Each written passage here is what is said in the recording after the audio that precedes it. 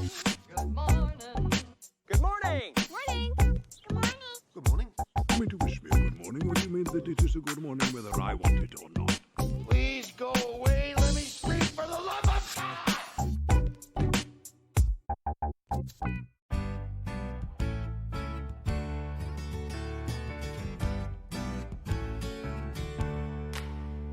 Welcome back. It's Good Movie Monday, everybody. Grab yourself a cuppa, sit back, and let this guy entertain you. Jarret Garn, welcome back, mate. Hey, it's good to be back. I'm a bit disappointed I didn't make it back into the sweaty hot seat of Ben Helwig. I was hoping to fill at least one ass crack of the seat as he wanted me to, but I took ill after my international travels. I was about to say, you've been overseas, you should be well rested by now, but not quite. No, it's always the way. I think the first time I got COVID was on a trip back from Queensland, and this time it was off a return from Fiji. But so I guess the lesson learned is don't go on holiday, never travel. Yeah, exactly. And I will roll that red cuppa back out and put it back in the cupboard, for another time. Oh, God. For another time. So, yes, Jarret is filling in for Ben, who is still overseas. We're giving that guy a break for the next 2 weeks. So, it's going to be you this week and then Melzy next week again she'll pad the ass cheek.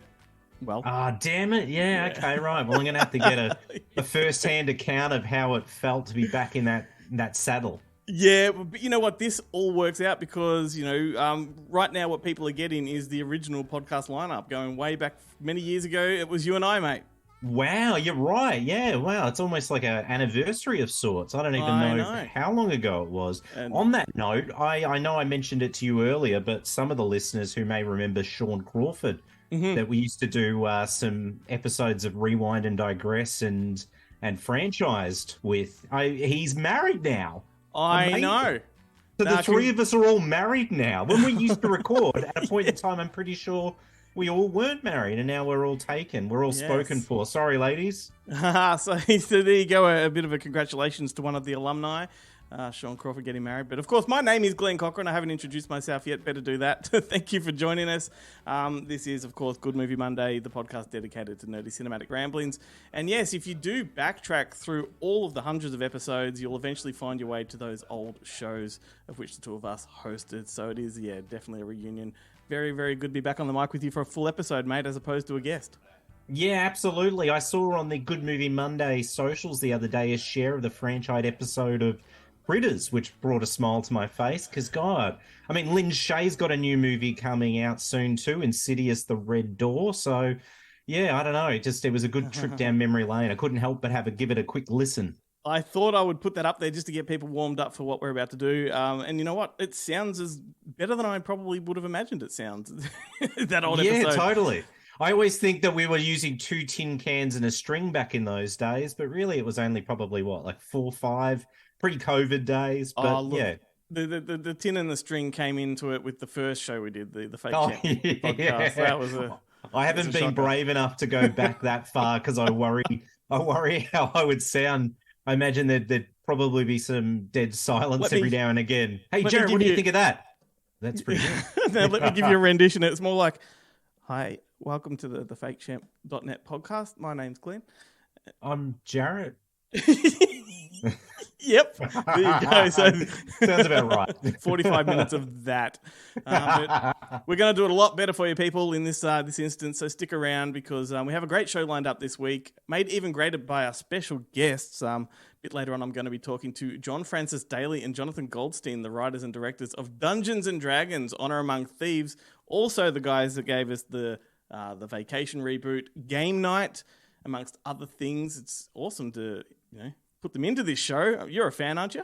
Yeah, absolutely. That's a big score. I remember when I just recently saw Dungeons and Dragons theatrically, and I hadn't realized it was the duo behind that. Yeah. And so when the credits rolled, I went to Ben, I nudged him, and I'm like, oh my God, no wonder it was so good. But we also have the fun-sized segment from the Boneheads coming up on the show as well, the podcast from Kentucky. And this show you can find, let's do the social thing first before we push on.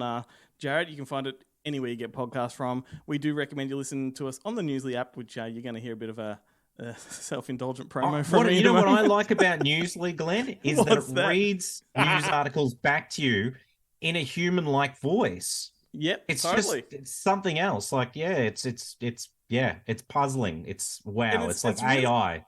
It's really good though that you can curate the news to your liking. We're practically doing the promo right now, so we may as well. There you go. May as well do that. Hey, if you want to check us out on Newsly, they have a premium service which we can get you a free month of if you use our exclusive code Monday without the O, MNDAY. Without the O, folks. Monday without the O. Which sounds like Monday. It totally does. It's like one of those fanciful, cool new sort of slang ways of spelling things. So we're cool before the kids are. Yeah, that's right. So this is about the time I would have thrown to that promo. We've done a good job of it right now. So let's just push straight into Jarret's segment. This would be the home entertainment update, also known as PE class. Take it away, mate. Well, the first title I want to mention, funnily enough, and perfectly timed for this episode, is Dungeons and Dragons: Honor Among Thieves. Yeah, it's streeting this week, and it's coming out on all the formats. You got 4K, Blu-ray, and DVD. And the beautiful thing about this one is both the 4K and the Blu-ray have Dolby Atmos, so you don't just need to get 4K; you can get it on the Blu-ray. You don't get it on DVD, but you also don't get much on DVD. There's a ton of special features on this too, which I'm really psyched that, they've gone to the effort. Paramount's gone to the effort of loading this up with special features. You got 6 featurettes, you've got deleted scenes, you've got a gag reel. So yeah, it's a really solid release, and yeah, terrific film. And it was one of those ones that initially, when I saw theatrically, I was like, I really enjoyed that, but I don't know if I need to own it. Yeah. And I've been thinking about the film so much since having seen it that I genuinely want to revisit it. So I think I'm going to have to pick it up. It is also a movie that when it came along, like, expectations were pretty low because it took so bloody long to get to us. You heard all these horror stories about the production. And then when you kind of got some sneak peeks, it looked like it was going to be too funny for its own good, but it worked like a bloody Monty Python movie. It was absolutely. It was a delicate and beautiful balance because I was worried, is it going to be like that Warcraft movie where it's super nerdy, or is it going to be super parody like Robin Hood Men in Tights? But it just, like you said, it was like almost like that Python sort of balance of things. It was just and the action sequence, like, I don't want to spoil anything, but the finale was actually awe-inspiring and cool. Like, normally during one of those finales I kind of lose interest midway through, and then I'm like thinking about something else, and then I'm like, oh, they're still fighting, are they? But no, it really gripped me, and it was funny. Like, it was a really well played sort of finale. But yeah, I dug it. I'll probably end up picking it up on 4K. But there are some other tentpole titles hitting home end this week. Also hitting 4K Blu-ray and DVD. We've got that Adam Driver, Marooned on a Planet of Dinosaurs movie, 65. Haven't seen it. Do want to see it. Won't blind buy that one. But I will wait for streaming for that one, I'm afraid. I missed this one theatrically, and I'm spewing because it's right up my alley. It doesn't even bother me that it got lackluster reviews. It's just a movie that appeals to me in every way. And the fact that he's not an Earthling, he's crash landed on a foreign planet which happens to be Earth. That excites me. Yeah, it's kind of got that Planet of the Apes feel about it, and also a very Aliens feel about it too, because he befriends a young girl like Ripley and Newt. So I do want to see it, but like I said, I'm going to tread carefully. I might wait for streaming for that one. Then the other tentpole title that's hitting home entertainment this week is one that I know that you didn't enjoy. I do want to see, but this is the kind of movie that I'll say I want to see and probably never check out. It's Shazam! Fury of the Gods. And I just wonder, though, had they done Shazam! Food of the Gods, would it have been a better movie? You had Shazam versus like giant rodents. Would be an amazing film. Why aren't we making these movies? Why haven't they got us at the top of these studios greenlighting these films? But yeah, there's curiosity. I think it's a plane movie. If I travel again, if I wish to get sick, I will travel and I will watch it on the plane. And then the only other release I'll mention that's coming out this week, it's a 4K Ultra HD debut locally, and that's the French film from 2001, actually. I think this might be one of Ben's favorites, Brotherhood of the Wolf. And that's coming out from Studio Canal and Universal Sony, and it's a good release. We're only getting a single disc release locally, which means we're only getting the director's cut in 4K, but it's got Atmos, it's got 2 commentaries. Of course, the commentaries are in French, but you can use English subtitles, which I don't know how that works if you're watching the film that's subtitled and then you're listening to the commentary. Will it just be like a screen full of text? I don't know, but Who knows? I'm curious. But that's one that I definitely need to upgrade. And I mean, the only thing we're losing out on a local release as opposed to the UK or the US is the bonus Blu-ray that has the original theatrical version of the movie. So yeah, look, it's not that big a. I don't think we're missing out. I mean, it's affordably priced too. It's a very interesting film. I really like that one. It was a bit of an important film back in the video store days because it was one of the few foreign films that just went nuts as far as rentals go. Yeah, and when it came out on home video, did they release two versions, an English dub and the English subtitle version? I think they did, and I also remember they had the rental exclusive version. Do you remember those? Ah, yes, they were just bare bones. It was the film only, no features whatsoever. Had a slightly different cover, but that was appealing to me just because it was different. Like, you know. And I agree. I loved, I mean, once upon a time, it annoyed me Windows because, you just wanted to buy something and own it because, you saw it theatrically and you loved it.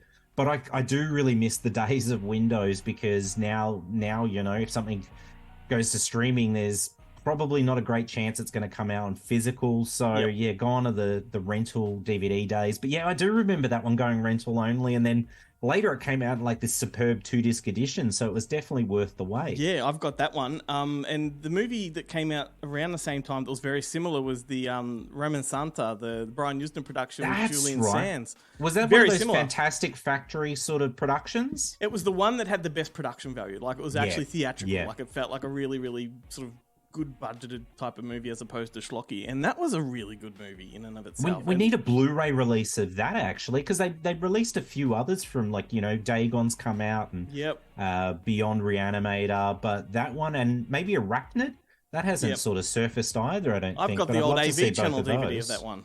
Same. I've got that somewhere in the DVD section over there. A Fantastic Factory box set would be amazing. But I remember there was this influx of Spanish films. They came around the same time as like the Fantastic Factory ones. What was the other one? Like Guillermo del Toro started coming out with his Pan's Labyrinth and Devil's Backbone, and all these films started to feel like there's a movement, coming in. What about that one? Was there one called? Was it Below? What Lies Below? Not the Harrison Ford one. No, I think was it called Below, and it was. It was. I think it's What Lies Below or Beneath, as opposed to. Yes. Yeah, it's very similar to the Harrison Ford title, which is the Robert Zemeckis one. Beneath Still Waters. Beneath Still Waters. That's it. Yeah. Yes, I love that one. All that about the ghost town, too. about the town that was submerged by the reservoir, and it's the people that were perished sort of come back, and I love that concept. Now, I've got a weird side story, another digression is I was doing an audio commentary the other day, but not actually recording it myself. I was, audio engineering and audio commentary for someone else. And they told me a story about Lake Eildon, because of course I talked about Houseboat Horror, You're talking about the I towns. don't know how. And they were telling me that initially that Lake Eildon had been flooded and then they built upon like over the top. So there's city exists below, like sunken city. There was definitely a township in the valley, and there were a number of locations chosen to put a dam. I think Wonga Park, where I used to live, and when we started the podcast, was one of the locations chosen and then rejected many years ago. And Lake Eildon, they just flooded the township. They evacuated, obviously, and all that. But about 10, 15 years ago, when we had the massive drought and Lake Eildon was at its lowest, you could see the houses start to come up. And they started, because when I heard the story, all I could think was the finale of Poltergeist, where it's like, you didn't move the bodies! You moved the headstones, but you didn't move the bodies! And I was like, whoa, that's wild. I'd never heard that. So I've probably got photos. I went up there at that time just to see what it looked like, and it was very eerie. I mean, it wasn't like you'd imagine like in a movie where it's like a perfectly preserved township or anything like that. It was like everything's rotted and like, fallen over and stuff. A couple of letterboxes left and maybe some pickets. But fantastic story to Lake Eildon. Like, that should be the sequel to Houseboat Horror. I know. Yeah, absolutely. Yeah, absolutely. They can adapt that to Lake Infinity. Yes, but I guess what they didn't have at Lake Eildon, what they did have in Brian Usna's film was an orgy. Yeah, of course. Yeah. What's a Usna film without an orgy? Have you seen that Brian Usna's got a new movie coming out that's premiering at, I think it's Fantasia in Canada, with Barbara Crampton and Dennis, the screenwriter, Reanimator, and From Beyond. Paoli. Paoli, yeah, is the screenwriter on this one, and apparently it exists within the Herbert West Reanimator universe. Yeah. And I'm like, oh my God, I saw the poster art for it, and I'm like, I'm genuinely quite excited about this. Okay, I'm going to definitely look into that because I do know about it, but the last time I heard it was an anthology film and he was doing one segment from it. Right, yeah. I can't remember the title of it, but I didn't think I was going to mention it, but all I can hope is that it's got an orgy in it, being a Brian Usner production. Yeah, and if it's a short film, it's just orgy. Yeah, that's the contribution to it. Yeah, I love it. Awesome. Let's go shunting. Yeah, let's go to the shunt. Oh, baby. Shunters in the night. It's one of my favourite interviews we've ever done. Oh, it's the best. It's the best. Yep. And that's it. Coming out. That's it for this week. Anything else is probably just DVD. And look, let's face it, if they can't be bothered releasing it in high definition, I can't be bothered talking about it. Are you going to say that when Sniper 10 comes out? No, well, that's a bit different. Look, there's always exceptions. There's always exceptions, and Sniper 10 will be an exception to the rule. Thank you, sir. Thank you, sir. Let's throw to some kind of soundbite, and then we'll press on with the next part of the show. Let's go to the shunt, oh baby. Shunters in the night. Alrighty, moving along like a freight train here, mate. We are up to the next part of the show, which is, what year is this? What year is it? What year do you think it is? What year is it? What year is it? So this is the part of the show where we do the cross-promotion, reminding people that Good Movie Monday also presents a second podcast, which is called Wednesday Up Late, which I host with Chloe Ritchie, 10:30 on a Wednesday night. It's a lot different to this show, and it's mostly gameplay. It's, 45 minutes of what do you love, would you rather, all that kind of stuff.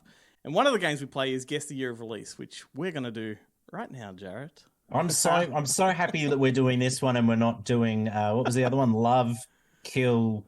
Fuck, marry, kill.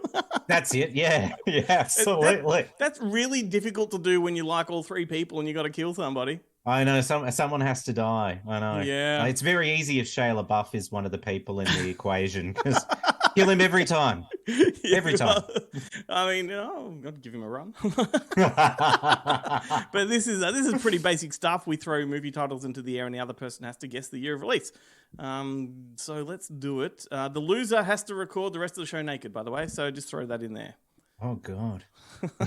It's awfully chilly. I'm just thing warning the listeners now. Good thing it's a podcast, not a vodcast. Yeah. So 5 movies each. I'm going to throw the first one at you. William Friedkin's Sorcerer.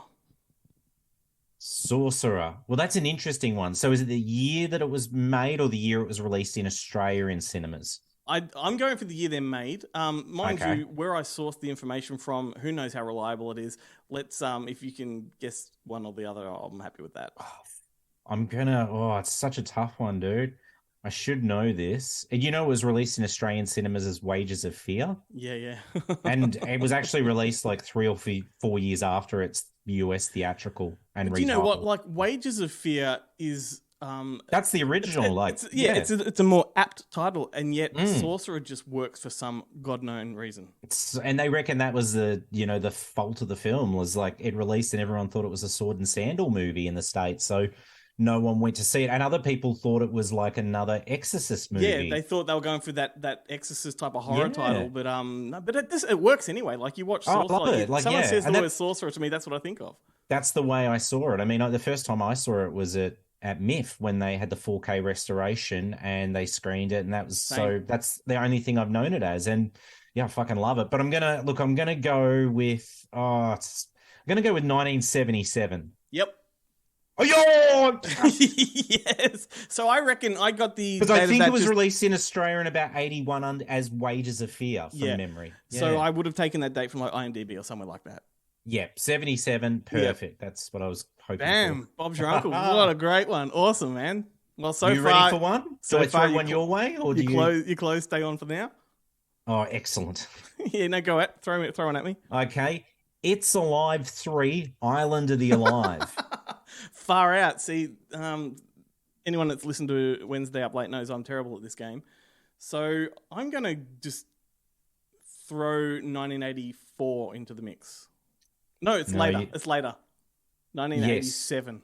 Oh, you're correct. Yes, I will give that to Yes. you. Perfect. 1987. Good job, man. You get to Yeah. keep the shirt on and the trousers for now. And no, I don't have a screen in front of me. Like that might have sounded like I was Googling or scrolling, but you can attest that I wasn't. Oh, shit. All right. You ready for your next one? Yes, most certainly. Bushwhacked. Ooh, bushwhacked. Ooh, okay. I've got 2 years in my head, and I feel like it's going to be one or the other. I'm going to go with... Oh, shit. I'm going to go with 1993. Is it 94? No. Is it 94? No. Is it 95? Yeah.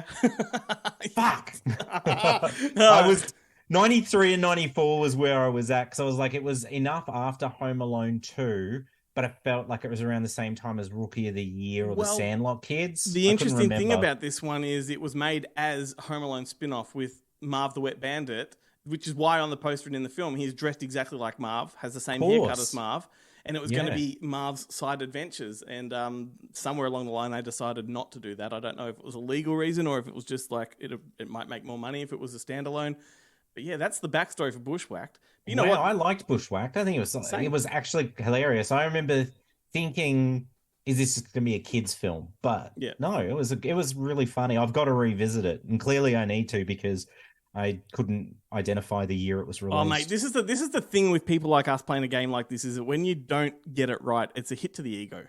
Oh, it is totally. And I just like the way our brains think. It's like, it's got to be enough after Home Alone, but before this. So it's somewhere in between there. And I'm going to go with, It's why I do like playing this game on the show because we talk about it. Like, it's not like we just give an answer and move on to the next one. Like, we like to rationalize our way through it. Yeah, have a conversation exactly. about it. Yeah. Oh, fucking hell. All right, we'll throw one at me and let's see how we go. Oh, God, you devil. Oh, my God. Oh, God, you devil. So this is number 2, not number 3. Is that right? This is No, number this is three. number 3. This is number 3. This is number 3. Yeah, It's Oh can you God see Book a 2. theme forming here? Yeah, I do. So it's Oh God Book 2 and then Oh God You Yes. Devil. I am going to say 83 on this one. Ooh, so close. It's 84. 84, okay. 84, so close. So close, yes. Very close.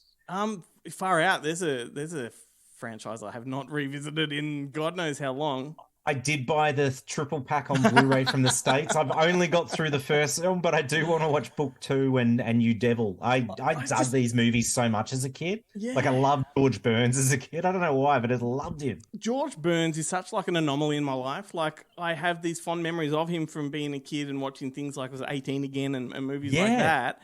And yet now they're very vague memories. Like he sort of didn't exist at the same time. Like I'm like, was it a figment of my imagination that George Burns was this thing? But there you go. All right, I'm gonna have. It's weird. It's like he's kind of like obviously he's long past, but it feels like none of those movies get played, on TV or pop up on the streamers or anything. So it's sort of like as soon as they're out of sight to a degree, they're kind of out of mind. Whereas you have like Rodney Dangerfield, and but he was in some of the greatest comedies of all time, like Caddyshack. Well, and so, not that's to never mention, going to go away. George Burns' legacy, the greater part of his legacy was well before these movies as well. Like True. right back, because he reached 100 years old. So his glory days were back in the 30s, 40s and 50s, I think. So absolutely. And this was really like sort of his second coming, his, career revival, getting the old man kind of roles. Yeah. In the 80s. There we go.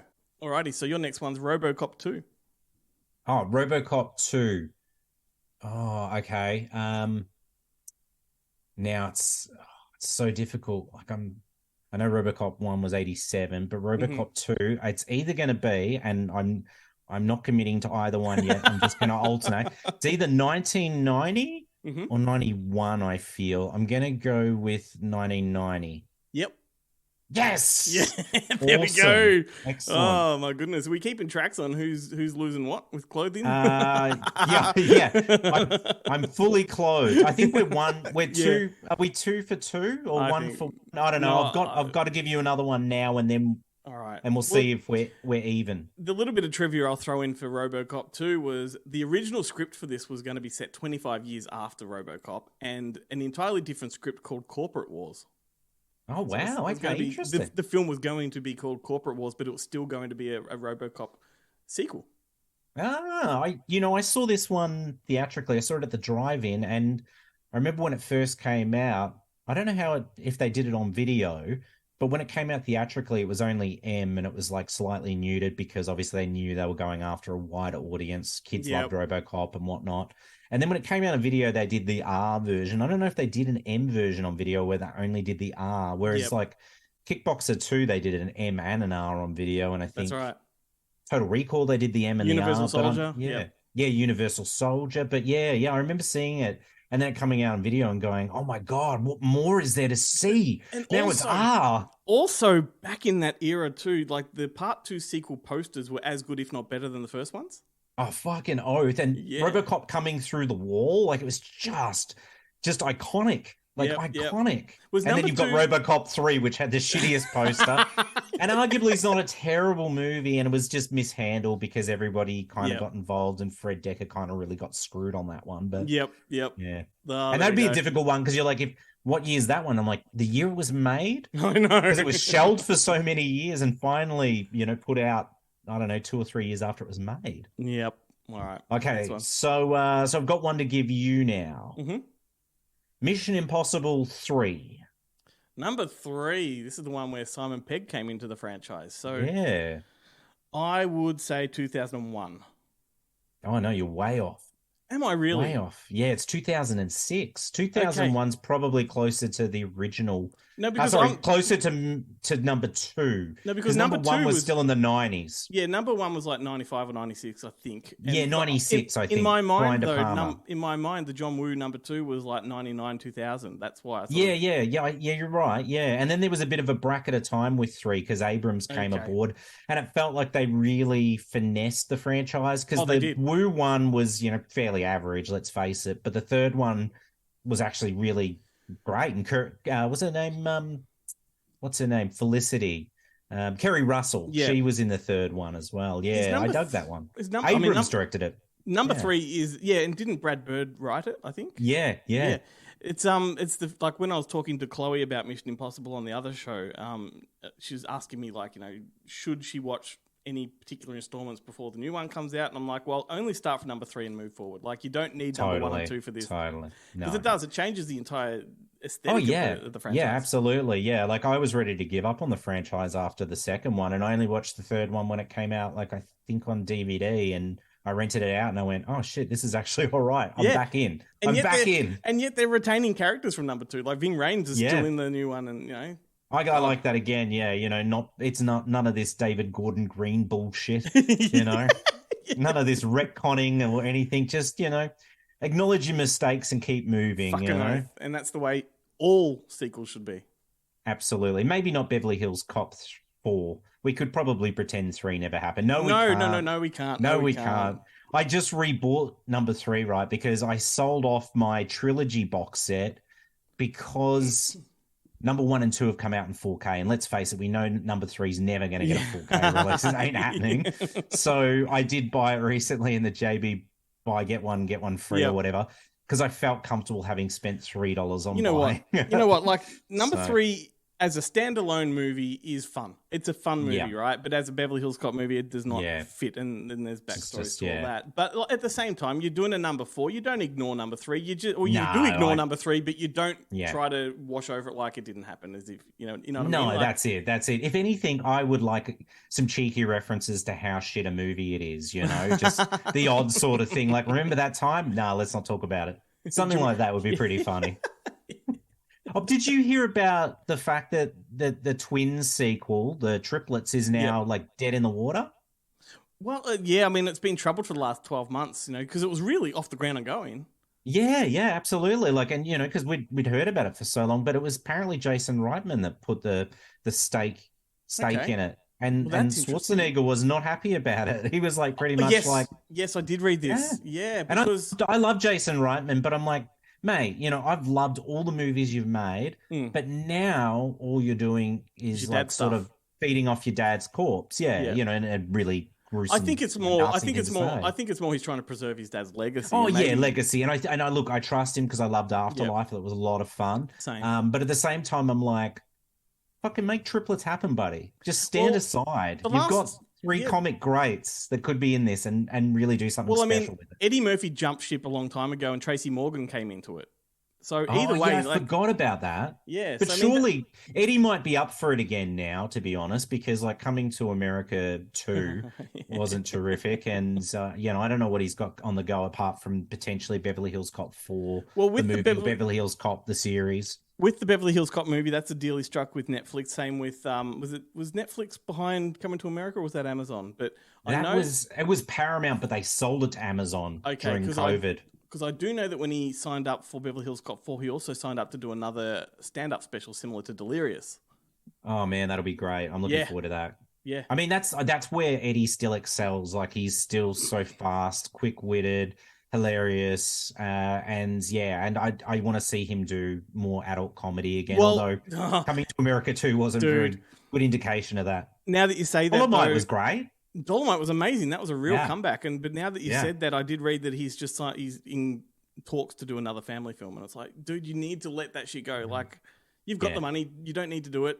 You're actual fans. I don't know how many kids has he got. He's got a lot of kids, so true, I mean, he's that's true. Probably still paying all those maintenance. That's true. Or who are we up to? I believe it's you, because I just did Mission Impossible 3 your way. All right. So, what year of release was Man's Best Friend? Man's Best Friend. I'm going to go hard and fast with 1995. No.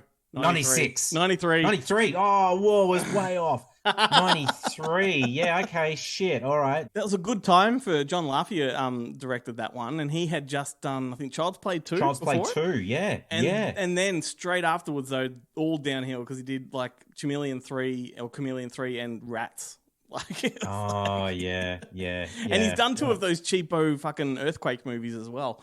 Yeah, what a fall from relative grace. But yeah, Man's Best Friend was terrific. I didn't get to see that one theatrically, but I did see it as soon as it landed on home video, and I was like, why was there not more noise about this movie? It's so good. When it did go theatrical, it had a pretty big TV campaign. I remember all the ads and the TV spots.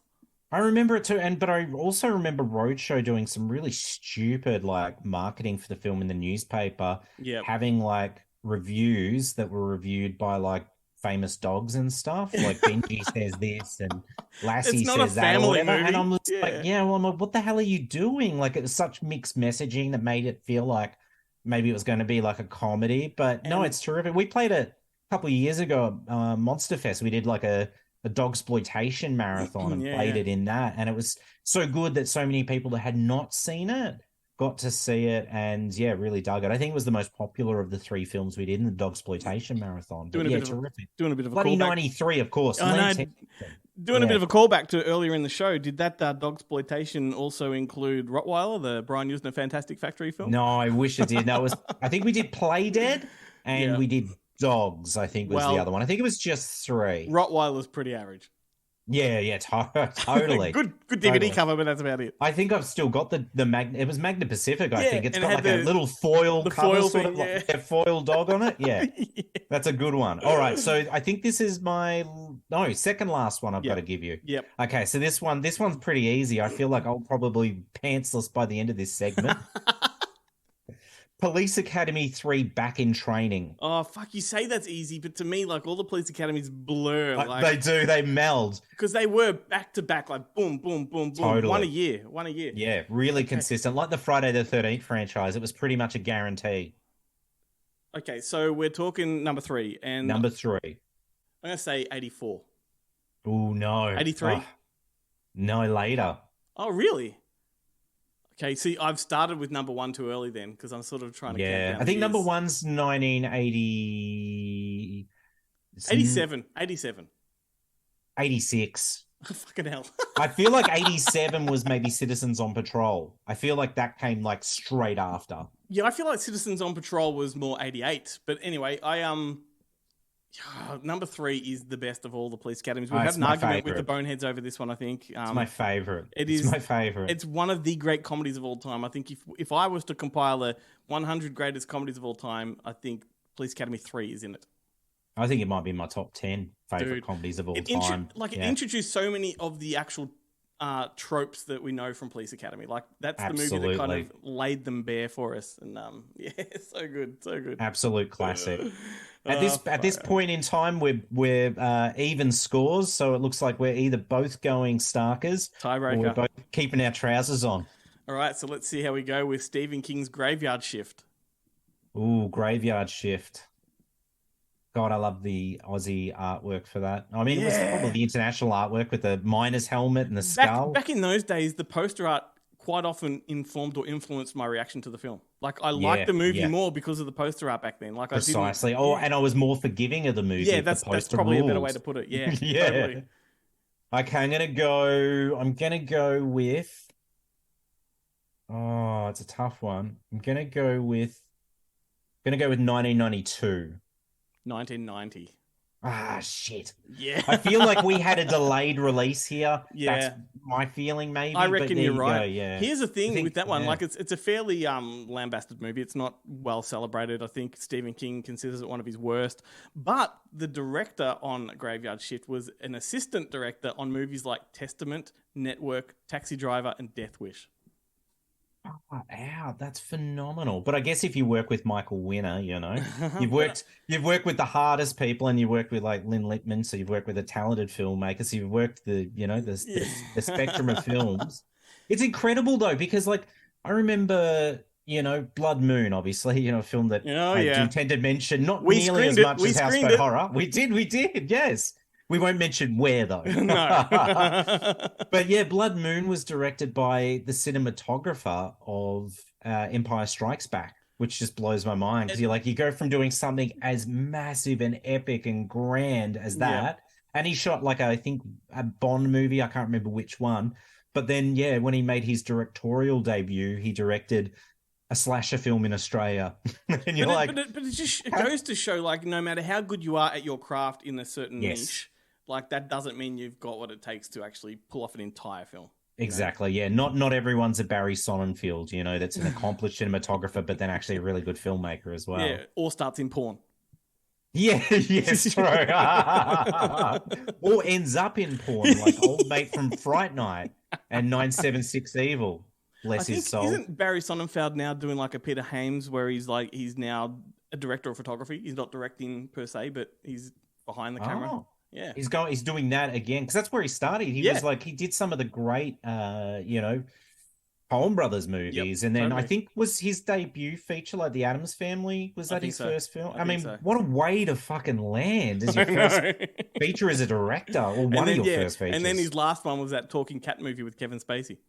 Oh shit! Yeah, okay, yeah, that one. I think it had a couple names. We got a different title here. Something like that. 9 Lives, and something else somewhere else. Yeah, yeah, right. Oh god, that's not a good thing. No. Well, anyway, yeah. All right. Okay, last one. So is this is my last one for you? Yep. So and this the last one is of the game. This is the decider. Yep. Okay. Omen 3: The Final Conflict. Oh my god! I'm going to say 84. Oh, no. Earlier. Really? Far out. See, I told you I'm terrible at this game. 84. Okay, so is it 82? 81. Wow. So that, 81. I guess, because the first Omen was early 70s, wasn't it? Early to mid 70s. Yeah, I think it came just after Exorcist, so it must have been about maybe 75 or something. Yeah, because that in my head, and then maybe 78 for Damien. In my head, the first Omen feels much more like an 80s movie, even though it's not. Oh yeah, totally. I agree. Yeah, it does have a certain more 80s aesthetic to it. It feels quite different from The Exorcist. Whereas The Exorcist feels more like Rosemary's Baby, sort of more like late 60s even. I've got a soft spot for Omen 3. I love that they released it with a different title. It was just The Final Conflict. It wasn't called Omen 3. Like, that would have confused people, so it took some guts to do that. But it's also a genuinely good political thriller. Yeah, absolutely. It was... I think at the time when it was released, you had the naysayers that basically are trying to shut it down, going, it's just an Omen movie. Yeah. But then you had Omen fans that were disappointed because it was like this sort of political, because it wasn't little thriller Damien, it wasn't / little horror. Kid. Yeah. No, it was great, and I feel like it plays in a really good double with something like The Dead Zone as well. Cronenberg's adaptation of The King Dead Zone. Totally. But yeah, I've just started reading. Well, when I say reading, I've just started listening to the audiobook, I should say, of Sam Neill's autobiography, and I'm really hoping that he'll talk about some of his genre work in there, like Possession and Final Conflict and In the Mouth of Madness. I'm not sure if it'll happen, but so far it's really interesting, and I don't think he's even made it to screen yet. He's only been doing theatre. Will he talk about the James Bond stuff? Yeah, oh God, I hope so. Surely. I mean, I think it's about 12 hours or so he's got to talk about something. He certainly talked about a sheep for quite a long time early in the piece, and I'm like, that's great, but when are we getting to the movie, Sam? Come on, mate, come on.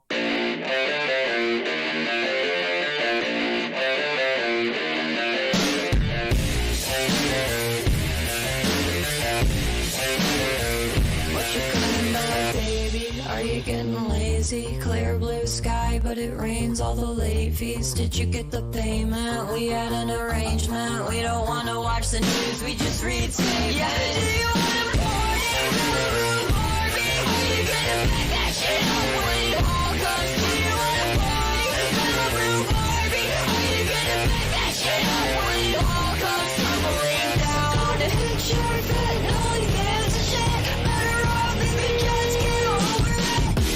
I'm going crazy, little tiny Hollywood baby, brand new Mercedes, I'm in the crib going crazy.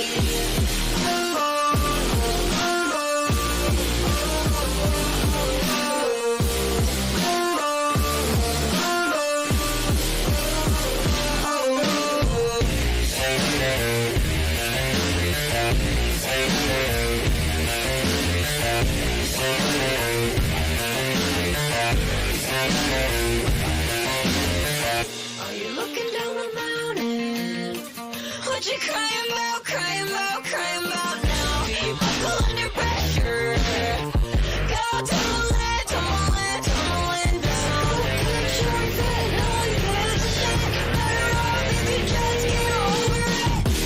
I'm going crazy, little tiny Hollywood baby, brand new Mercedes, I'm in the crib going crazy.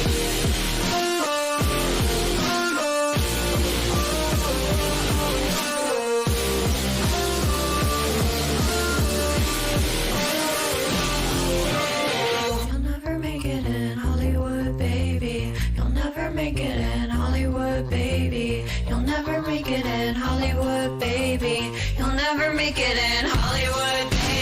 You'll never make it in Hollywood, baby. You'll never make it in Hollywood, baby. You'll never make it in Hollywood, baby. You'll never make it in Hollywood, baby.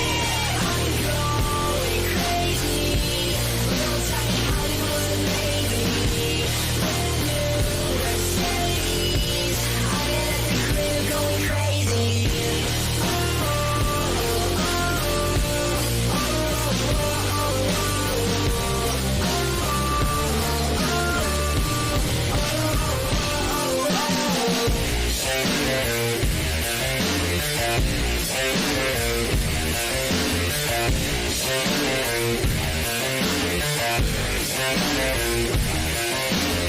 I was trying to keep my pants on. That's all I was worried about.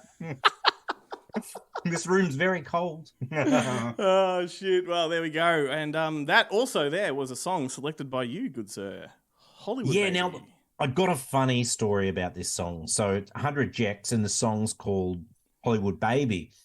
I don't know, when you're listening to Spotify and you listen through an album, and then after an album finishes, it does kind of like its discovery play of like finding other music that's similar to that obviously other people are listening to, that listen to what you listen to. And it's a great way of discovering artists that you might never have had any way of accessing prior. And so I land on musicians all the time. That's how I landed upon this band. And I thought I was so fucking cutting edge and with it and cooler than, the kid down the street. I'm like, yeah, fuck, I'm all over this. I looked them up and I'm like, this album's only 2023. It's recently dropped. oh man, I'm signing up to the fan club now. I'm starting the fucking fan club now. I thought it was so cool. Like, fucking this is great. Played it for Danny. Get into this. It's great. Yeah. And it's a solid record, a lot of fun. Mm. I was listening back to an old episode of Tony Martin's Sizzletown, right? Yeah. And from last year, from like maybe it was even the year before. Could have been 2021. And he has one of the callers that calls in that I fucking love. It's like this old guy who's always like, oh, yeah, just having a Werther's original and listening to some music. And he goes, oh, what are you listening to? And he goes, oh, I'll be listening to some Mars Volta. And he goes, the Mars Volta, really? Anyway, they did that, but they did it with this very band. And he's like, what? 100 Jacks? And he's like, oh, you like the hyperpop, do you? And he goes, oh, yeah, I don't mind the hyperpop. I did dig their EP, but their newer stuff, not really. And I'm like, I'm so behind the times. Like Tony Martin's made a joke of it on a podcast 2 years ago. Well, and then I immediately felt uncool. And is that a real caller or is it one of his characters? No. His Sizzletown, they're all fictitious callers. Yeah. And they are literally the best. He's got one guy that rings up who's always talking about upgrading his last version of a film. He's like, oh, yeah, I'm just upgrading from Blu-ray, which was an upgrade from the DVD, which was an upgrade from the Laserdisc that came out in Japan. And anyway, he has all these faux callers and they're terrific. Yeah. And whenever I do radio and I get the talkback people, honestly, some of them are hauntingly familiar. I do listen to your radio spots, and I know exactly what you're saying. The other thing too, like I've only listened to 1 or 2 episodes of Sizzletown a while ago, so I didn't pick up on that. But it sounds to me like he's doing what he did back on the DGen days, what he did on the Martin Malloy days. Like, yes, totally, which is great. That's what I loved about him. It's a fantastic podcast, and I'd fallen behind on it. I think during the pandemic, and then after we did that commentary, I was like, I needed a little Tony fix, and so I'd started, and then I was binging it hard. Nice. I wonder if he's listened to an episode of this. I highly doubt it. I'll email it to him and say, hey mate, you reckon you can give this a listen? We gave you a plug, wisely. Man. We gave you a plug. Select the episodes wisely. Like, don't give him a dud one. No, true. Yeah, absolutely. Yeah, I'll give him a Ben and Glenn episode. I won't give him a Jarret and Glenn episode just in case. But I won't give him one of the ones where we're getting cancelled. No, that's true. He might share it on Twitter and we might actually get cancelled. Yeah, that's a good point. Speaking of funny people, though, let's just get to the point of the show. The focus interview of this week is John Francis Daley and Jonathan Goldstein, the guys behind movies like we said before, Game Night and Vacation, but they also did Horrible Bosses. They wrote that, and Spider-Man: Homecoming. They're the brains behind that. So I love that. Same. It's one of the best Spider-Man movies there is. Up until the Spider-Verse, the new one is freaking amazing, dude. I haven't seen it yet. Oh. I'm very keen. I'm waiting for it to go to streaming. I will buy that on physical media the week it's released. I will definitely buy that. It's so good. But they they do have their brand new film hitting home entertainment this week, as Jarret said before. Dungeons and Dragons: Honor Among Thieves. This movie took me by surprise. I took Chloe to see this one and had no idea how hilarious this one would be. And this has a couple of nice little jump scares in it too, which I discovered how sensitive Chloe is to jump scares. She went through the fucking roof. No one else in the cinema did, so just a bit sensitive, I think. But yes, as I indicated before, it's very much Princess Bridey, Monty Python's Holy Grail. Just really good. Here's some fun facts about it before we throw to it. Australia, and I guess the UK or certain territories, had the honour of spelling honour with the U. So the theatrical art had the HONOUR. I was so thrown by that because I saw it on the home entertainment art and I thought, did they retitle it just for us? Couldn't believe it. Well, one, I'm like, you feel like, oh, that's cool. Like they're acknowledging proper English, right? But at the same time, that fucks up their hashtags.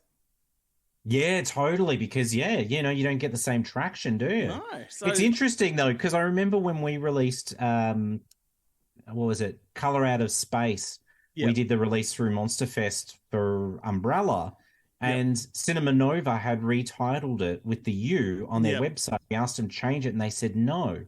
We have to change it to this because we get too many complaints from grammar Nazis. Yeah. basically say that it's spelt incorrectly, so we're just sort of like, we're going to cut it off. And I'm like, wow, okay, that's interesting. All right, well, fair enough. Well, I do get that, but technically that's not the title, is it? No, that's it. Yeah, it's so strange. But yeah, well, that's great that they did that for us. Yeah. I wonder, was Cinema Nova around when California got released? Oh man, they would have hated it, wouldn't they? I think actually, you know what? I think it might have been just before they reopened in the dodged a bullet there. Yeah, absolutely. Far out. All right, well here it is. Here's my chat with those guys. Enjoy it, and Jarret and I will see you on the other side. Hi guys, how you going? Yeah, good. That's good. This movie was a highlight of the year for me. It completely caught me by surprise. Hilarious, exciting, and very stunning. So congratulations on it. Thank you so much. Seeing both of your names attached to this movie was really unexpected. How the hell did you guys get mixed up with the Dungeons and Dragons world? Well, we had been on the Flash movie for about a year, and we exited that and had sort of whet our appetite for something that was of a larger scale than what we had done before. John ran into an agent at a bar who said to him, "Are you looking for something?" And that turned out to be D&D. And then, we spent a lot of time debating, do we have a movie in our heads that we could bring to this thing, this giant world? And ultimately we saw it as an opportunity to kind of bring our approach, our humor or whatever style to this grand scale medieval epic fantasy movie. Yeah. Well, yeah, sorry. Go ahead. No, you go ahead. Oh, no, I was just going to say, we enjoy challenging ourselves and creating obstacles for ourselves. And this film was exactly that. It was sort of a larger scale version of what we did with Game Night, where the approach to that film could have been very much down the middle, mid-budget comedy like you've seen before, but we made life wholly more difficult for ourselves by shooting it like a thriller that is utterly humorless, like a David Fincher movie. And so we liked the idea of really lending our sense of humor and sensibility to a world that had not ever really touched on that successfully beyond, say, The Princess Bride or Monty Python, which obviously is much broader.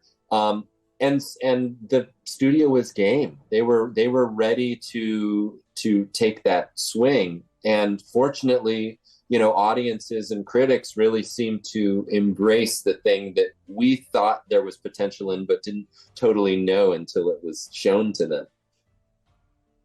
You've just knocked three of my questions out of the park there. I'm so sorry. No, that's fantastic, because I was going to mention the Python-esque elements and the Princess Bride influence. And I was wondering, firstly, where did you draw influences from? I'm guessing those films, but also, did the studio have any kind of freak out, when they saw how far you were pushing the comedy, or like you said, were they just on board? No, I think that they were on board with the approach we took from the get-go. We obviously had to go in and kind of pitch our take, and they saw that we were going for something more humorous, but also not a spoof. That was very important to us, that it not turn into a super broad comedy, because then I think it's hard for an audience to invest very much in the characters or what's happening. So to their credit, and we're grateful, both studios got what we were going for, which was walking that line of humor, but also emotion and stakes and fun. Yeah. Awesome. I've been a big fan of your comedies for a long time, and if I may say, I think that Vacation's the most underrated comedy of the last decade. Well, so very glad. Thank you.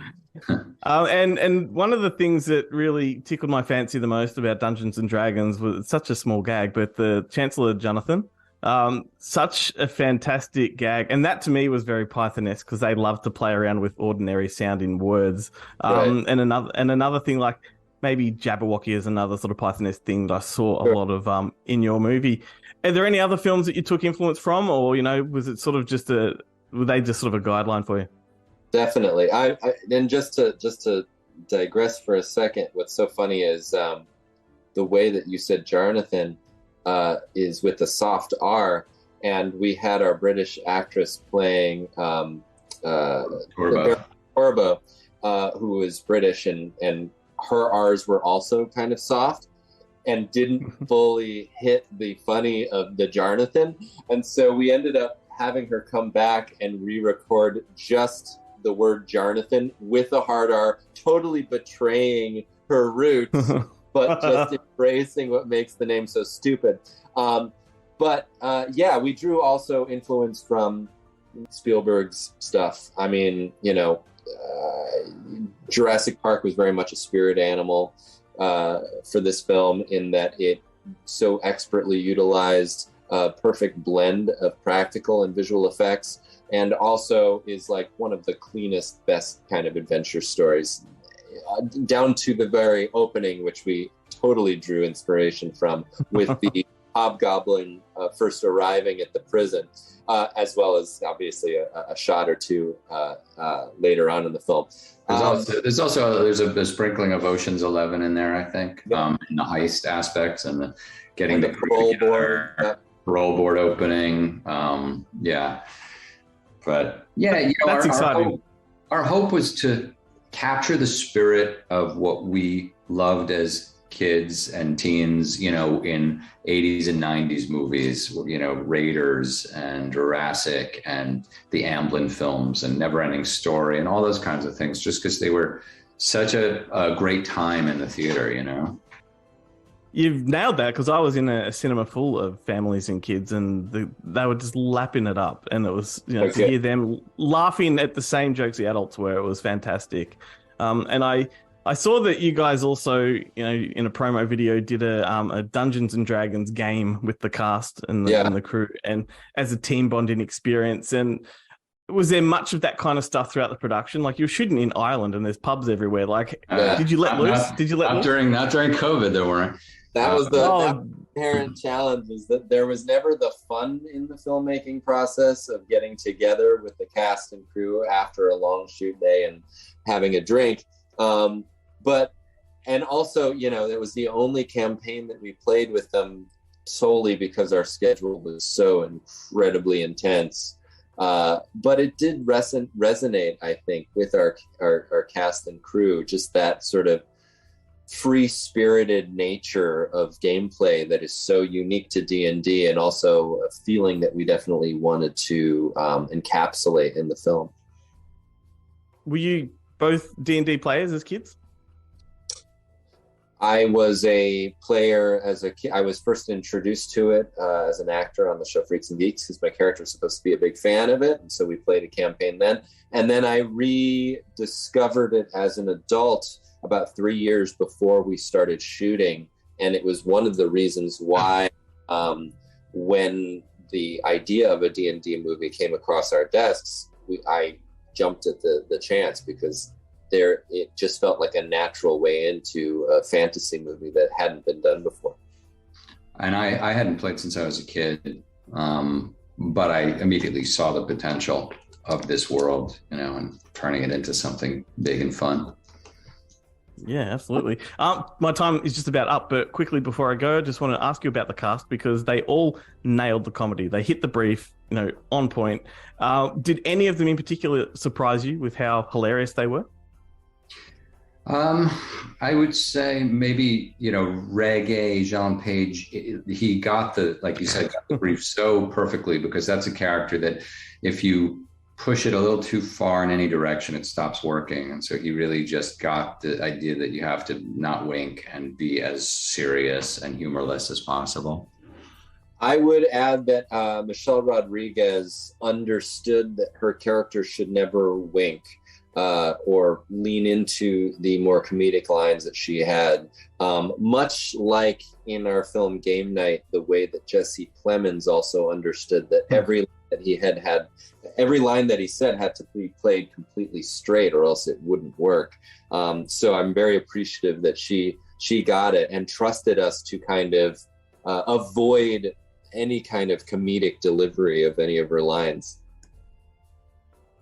Excellent. Well, guys, thanks so much. Really appreciate you chatting. I do love the film. I've reviewed it online and published, and yeah, it's amazing. Thank you, Glenn. Really appreciate it. Good to talk to you.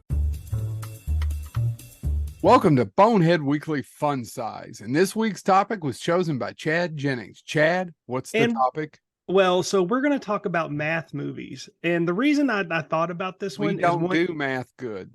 Well, and that's what I was saying is I believe out of all three of us, one of the things we have in common is we all three hate math.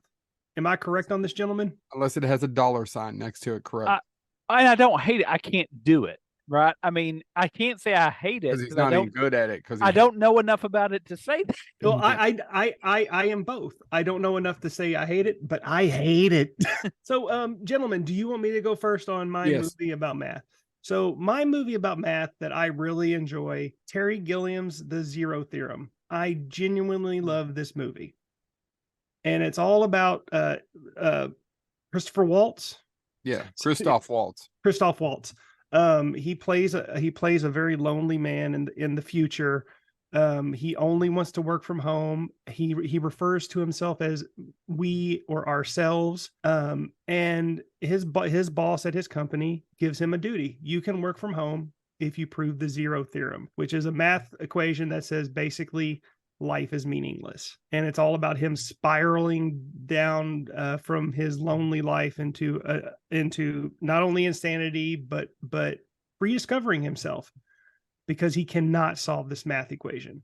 So that's my pick, the zero theorem. Gentlemen? Mine is going to be the best math movie about the best math teacher of all time. We're going to talk about Escalante. Edward James Olmos said, "Stand and deliver."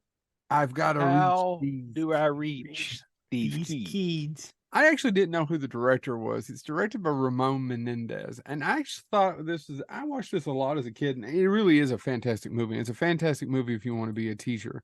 It's no Lean on Me. Well,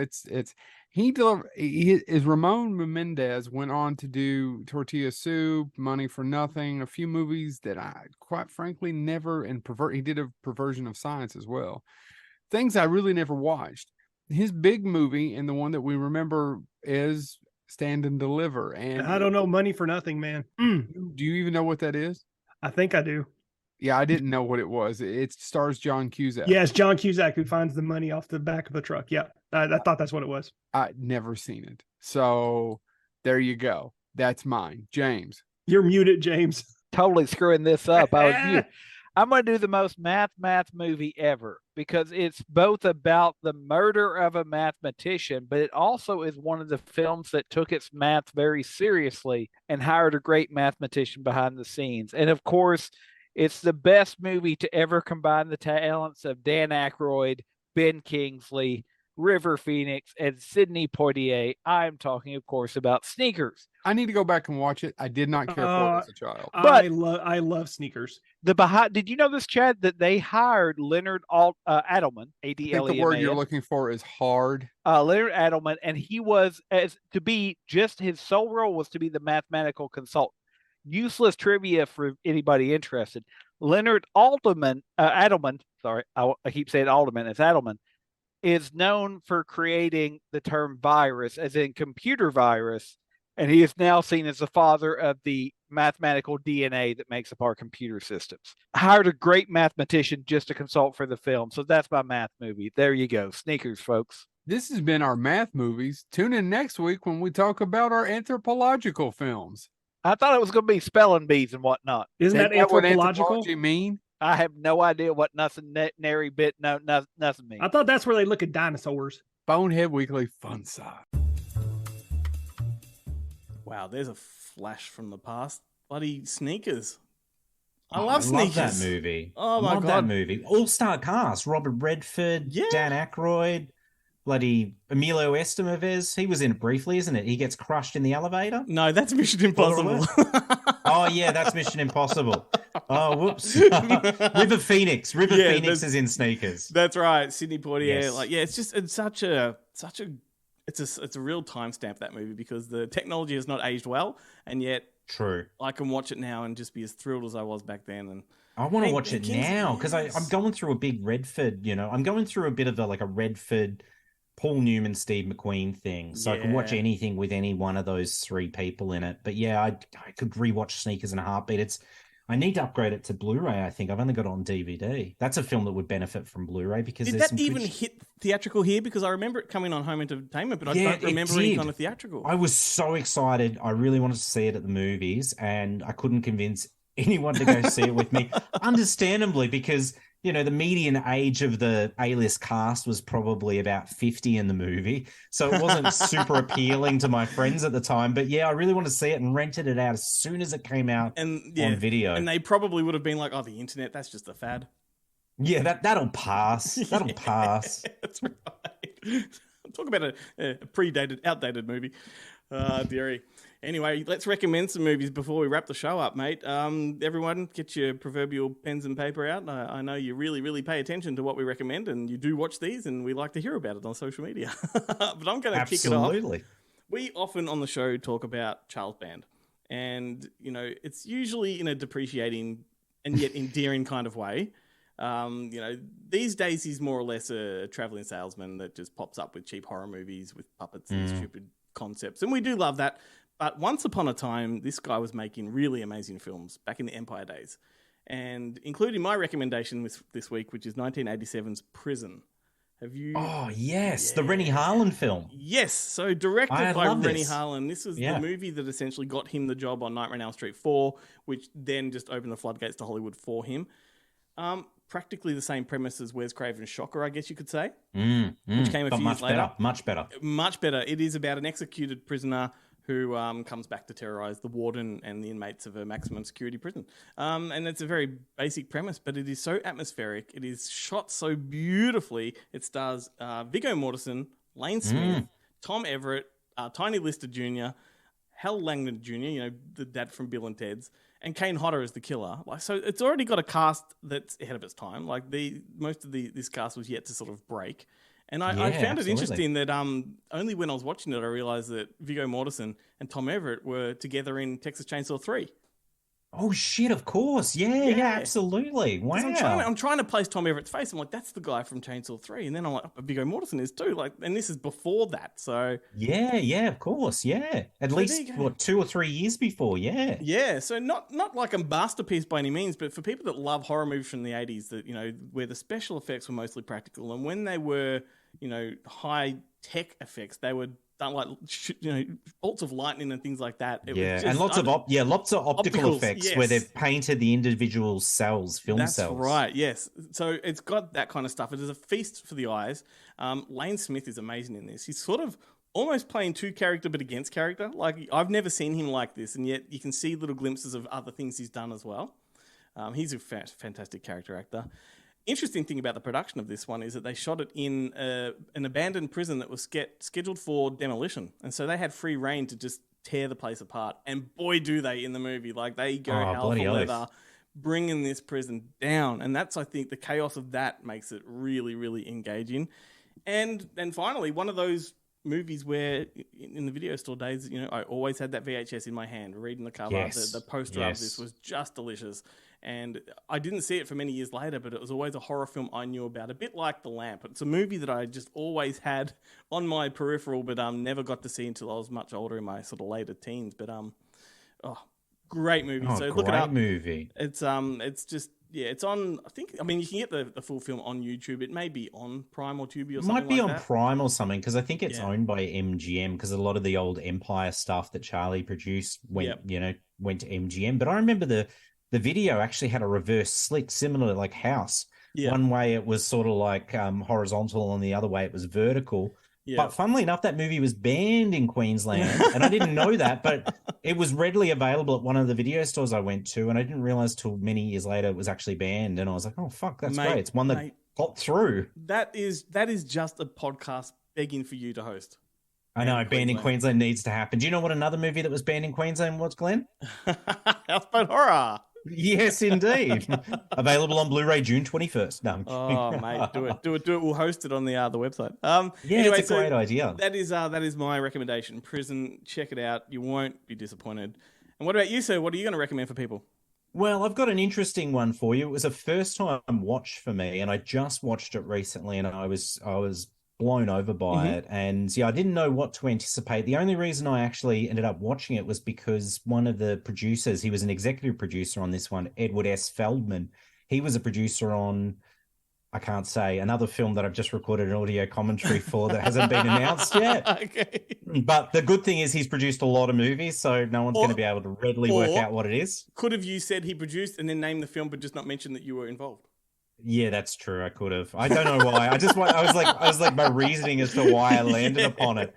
But the worst part about it was like I decided to watch this movie after I'd finished recording the commentary. It was just that I saw it come up in his filmography, and I was like, yeah, I've got to check that out. And then I just picked it up recently because Imprint put out a Blu-ray of it last October. So yeah, I was like, oh shit, yeah, I'll grab that and I'll give it a look. And then I watched it last weekend. Anyway, the film's called Save the Tiger from 1973. Yep. Have you seen this one? But I do know the film you mean. Yeah, absolutely. I think you'll really enjoy this one. It's an odd duck. It's actually directed by John what's his name? John G. Avildsen that did The Karate that's why Kid I know it. That's why I know it. Yeah. And Rocky. Yep. And so it is kind of unusual because this film is lacking in action, I would say. There's no sort of grand fight finale or anything of that nature. It's a bit of a slice of life kind of drama, but it's all set within a 24-hour period. Cool. And it's kind of got this escalating drama. And the lead is Jack Lemmon. He plays this character, Harry Stoner. And Harry Stoner's like, I wouldn't say a failed businessman, but he's kind of lives beyond his means. Like he has a place in Beverly Hills, drives a flash car. So Jack Lemmon. It is super Jack Lemmon, absolutely. I'm envisioning like a slightly ratty suit, a tie that's kind of loose. That's the Jack Lemmon style.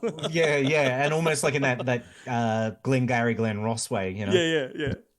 But yeah, so he's got this business. It's a women's fashion label, and they seem to do pretty well. But like I said, he kind of lives beyond his means. And I think, they've got money coming in, but they just need to make it past this point in time. And he'll do anything to keep the business sort of afloat. And that involves like call girls, insurance scams. And yeah, like I said, it's all over 24 hours and a lot happens. There's a bit of adultery in there, but it's a strange beast because it is like a very talky drama, but there are elements of comedy about it. I mean, with Jack Lemmon, how could there not be? Yeah. But he earned the Best Actor at the Academy Awards in 1974 for his role in this film. But I honestly think this is possibly his best dramatic role, better than, Days of Wine and Roses, better than Glenn Ross. It's just, it really shows his range as an actor. I love Jack Lemmon. Like, I really, really love Jack Lemmon. But I like John G. Avildsen as well. And this is interesting. Where did this come in his career in relation to the Troma stuff? Because he got his start with Troma. Well, funnily enough, it was immediately afterward because one of the beautiful things, I haven't checked out all the special features yet, but on the Blu-ray release, there's actually a interview with Lloyd Kaufman talking about him. It's such a great ad to have on the release. But yeah, this was the film that kind of launched him as, say, a studio director as opposed to an indie director. And I know that they had a bit of trouble getting the film made in terms of not having any interest from studios. And Paramount finally agreed to take on the movie, but on the proviso that it was shot for like $1 million. Yep. And that Jack Lemmon was going to work, for scale, and he was an actor that would earn a massive paycheck, but because it was, playing against type and, Lemmon really wanted to do it. So he drove the project. And no doubt too, with John in the director's seat, it was probably a bit of a gamble for the studio, but this was during like Paramount's peak period of change, as a studio. Robert Evans was still overseeing things, that Godfather had just come out the year prior. Chinatown was coming out the next year. So it was like a really interesting period in time for Paramount. But yeah, it's an odd duck of a movie, but it just works so well because it's all based on Jack Lemmon's just unfaltering and brilliant performance in the role. I think you'll really, really love it. Yeah. Amazing. I don't know how I'm tying it maybe thematically, but it kind of just reminds me the other week when I recommended Fatso, the Dom DeLuise movie. Yeah, totally. It just took me by surprise in the same kind of way, like, real dramatic turn. And yeah, anyway. Good stuff, mate. I'm going to add And that to my list. I reckon you could do a triple header. You could do Fatso, you could do Save the Tiger, and you could even do Joe as well with Peter Boyle. Oh, yes. They make for a great, triple header, because I always think Peter Boyle is like, I always think him as like a doofusy kind of character, even in like Taxi Driver or years later in like Everybody Loves Raymond or something. But in that kind of role too. So you could, that'd make for a great triple header of 70s against type. Average, well, I wouldn't say average man, because like I said, Harry Stoner is fairly wealthy, but make for a great triple header. Brilliant. That sounds good. And that there brings us to the end of the show, mate. Fantastic. It feels like it was lightning fast. Was this one of the fastest episodes in recent times? Look, or was I just enjoying myself too much? Because I'm still wearing my pants. The episodes do tend to go a lot faster when Ben is not here, I must admit. But I think we've managed to pad it out quite nicely with our little gameplay back there, for sure. But either way, like it doesn't matter how long it is. It's all about the quality of the content, and I think we've had a good time. I had a great time. It definitely didn't feel like we were recording a podcast. It felt like we were hanging out. I know I've got to get over there. I want to do it in studio. So, I've got to wait for Ben to take another bloody holiday or at least give me one little. Just join us. We've got to sit on. I will totally join you. I just want to sit in his seat though. That's the only thing that I want. Is like get here first. Yeah, right. Easy. All right. Done. I've got 4 microphones. We can make it happen. Ben, you've got the stool. But no, and then thank you to everybody for listening. It's been fun. I hope you enjoyed the episode. Also, want to just quickly say, make sure you do tune in to Wednesday Up Late this particular week, because Chloe and I are recording the episode from Melbourne Comic Con. So it's going to be a whole different kind of show. All of the gameplay that we normally do in the show is going to be done with people on the floor. So looking forward to doing that. Anything else you want to add? Any promotional stuff you want to do? You're all good? No, look, I think I already plugged Houseboat Horror, so I think we're done.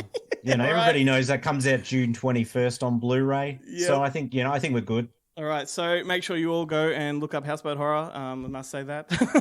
And find us on socials. We'd like to know if you do listen and where you do listen to us from. So find us, go to goodmoviemonday.com, click all the social links, listen. And then we're leaving with a song from Dungeons and Dragons, just keeping it in theme there. This is actually Tame Impala doing Wings of Time, which was, I think, recorded exclusively for the movie, if I'm not mistaken. Wow, that's cool. But yeah, anyway, so it's a good way to end, and I'm amazed that we sort of passed the legal check on that one. Except for Russia. They never let anything get through. Of course, they never do. They're Russians.